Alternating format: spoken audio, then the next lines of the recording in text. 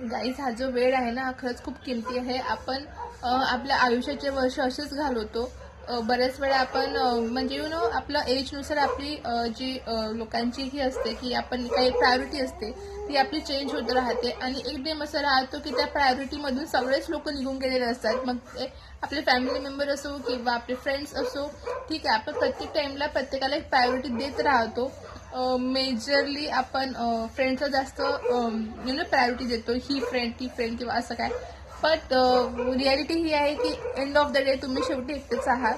आणि तुम्हाला तुमचं जे करिअर आहे, जे तुमचं रिलेशनशिप्स आहेत, हे तुम्हाला स्वतःला एकट्याला मेंटेन करावं लागतात. आणि ही कधी कधी खूप असं त्रास होतं की अरे आपल्यासोबत कोणी फ्रेंड नाही की आपण त्याच्यासोबत शेअर करू शकतो.